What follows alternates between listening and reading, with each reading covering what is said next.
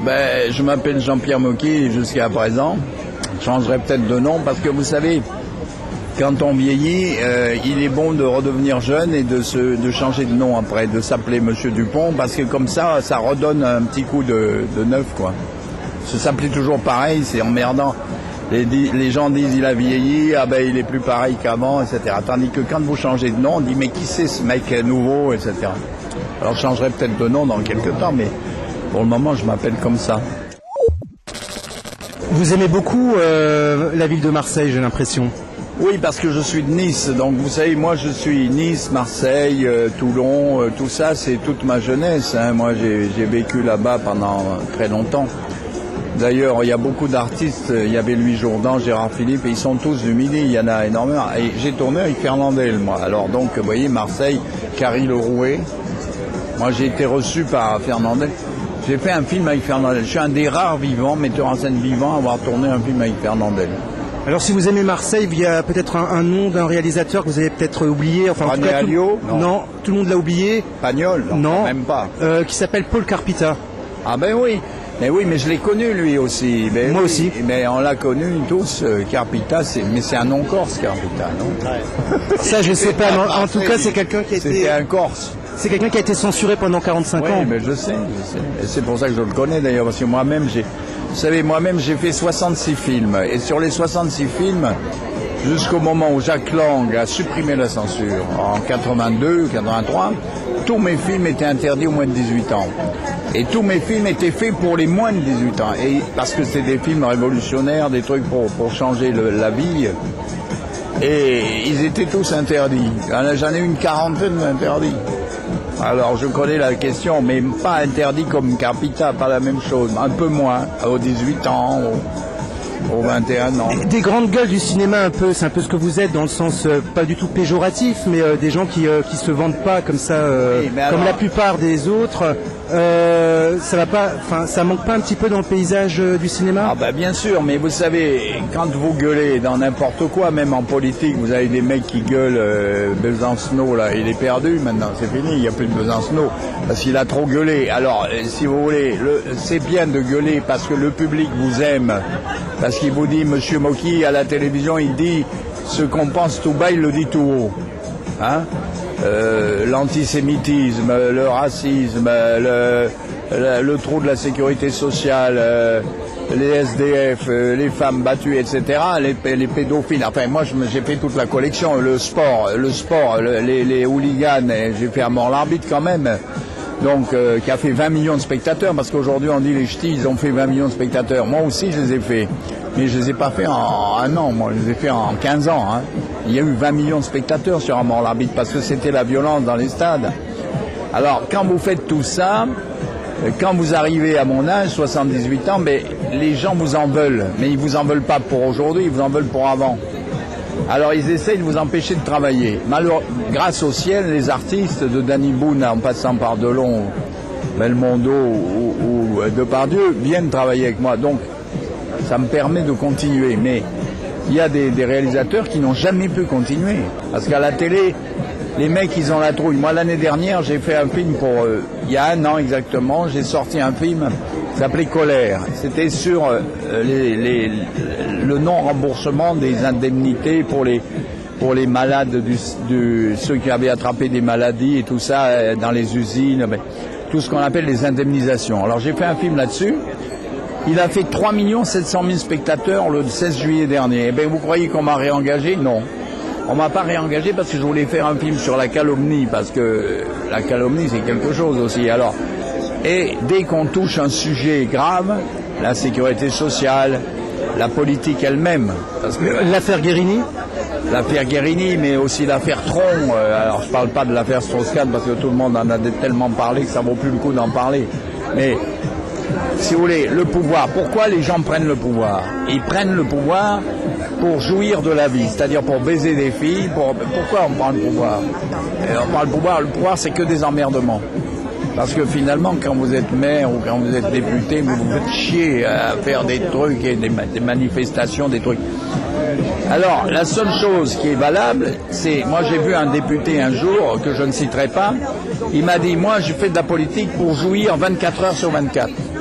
Il jouit pas une fois, lui, il jouit 24 heures sur 24.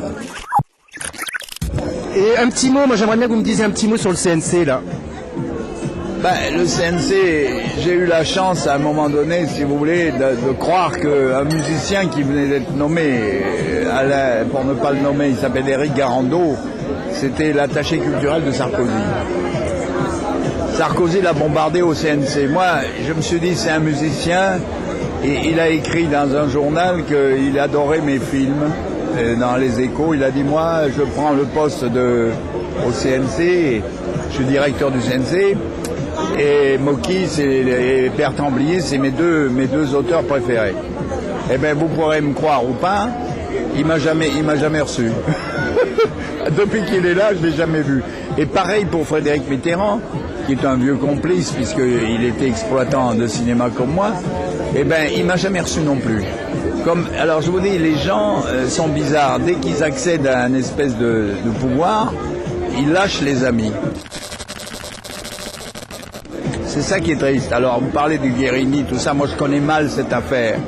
Je sais qu'il y a eu du trafic et tout ça là-dedans, mais je connais pas bien. Mais, qu'est-ce qu'il a fait ce type-là? Vous le savez mieux que moi, puisqu'il est dans votre région. Moi je sais pas. C'est surtout qu'il y a des entreprises derrière. Et moi, la grosse question que j'ai envie de poser, c'est que finalement, plutôt que de mettre des hommes politiques, pourquoi on ne mettrait pas des industriels au pouvoir? Puisque c'est eux qui gèrent de toute façon la planète. Parce les industriels, ils s'en vont aux Caraïbes, vous comprenez, ils ne vont pas rester dans un ministère à l'Élysée toute l'année. Parce que, comme je vous le disais, c'est toujours très astreignant de faire de la politique. Ça demande un calendrier. Moi, je pourrais pas. Ça me ferait chier d'aller inaugurer une usine là, après aller faire ami avec des gens, après parler du Karcher, machin, des pauvres. Moi, je pourrais pas faire tout ça. Vous vous rendez compte? En plus, ils ont des gens qui écrivent pour eux. Hein. C'est facile de faire des films quand on n'a pas trop d'ambition. Vous savez, il faut être humble.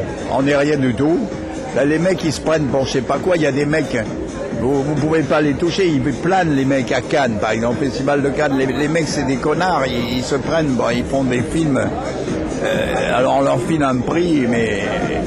Moi, je me rappelle, j'ai fait un film pour Canal+, sur le Festival de Cannes. Et dans le film, j'ai interrogé des spectateurs dans la rue de Cannes. Et je leur ai dit, quelle était la Palme d'Or de l'année d'avant? Personne ne le savait. Tout le monde s'en branlait. Quand vous allez sur les marches, là, les types, ils ont des échelles et tout. Ils sont là. Et le public, mais c'est même plus du public, c'est des espèces de fans, etc. Et ils disent qu'il est mal habillé. Oh, ce qu'il a grossi. Oh, ce qu'il est vieux. Mais qui c'est que ce con-là, le pingouin qui est pas... Et la presse aussi. Et puis après, la presse aussi. Passer un mec, il dit, mais c'est Brad Pitt, c'est pas Brad Pitt, c'est un chargé de presse. Ça manque un peu des Patrick Devers. Mais mon pauvre Patrick, ben oui, c'était autre chose, Patrick. Et le problème, c'est que moi, j'ai perdu Serrault, j'ai perdu Bourvil. Nous avons perdu Devers, nous avons perdu plein de gens. Alors, ceux qui restent, il y a des gens pas mal, mais... ils font que des conneries, alors c'est triste. Ils savent pas choisir, vous voyez. Moi, j'étais très copain avec Robert Mitchum, qui était un vacher, c'est un mec qui gardait des vaches. Il n'était pas instruit, hein. Eh ben, ce type-là, quand je l'ai vu 3 ou 4 jours avant sa mort, il était imbibé de whisky, mais il me dit, tu sais, le meilleur film que j'ai fait, c'est La Nuit du Chasseur. Et personne ne sait qu'est-ce que c'est que La Nuit du Chasseur.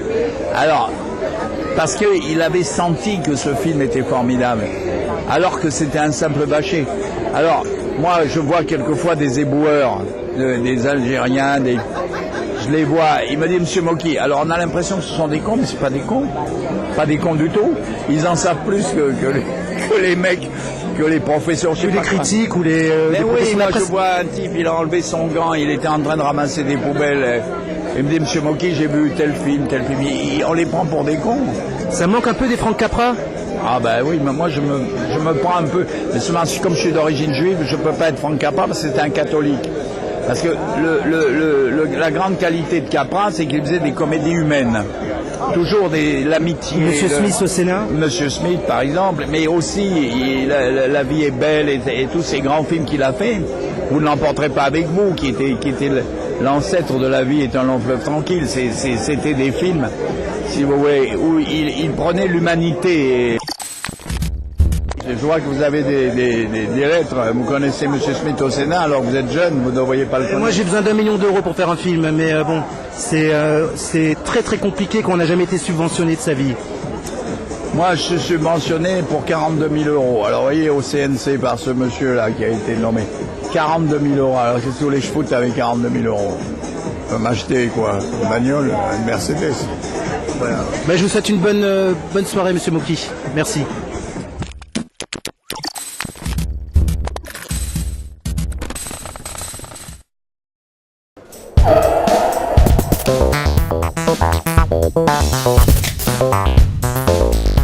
Thank you.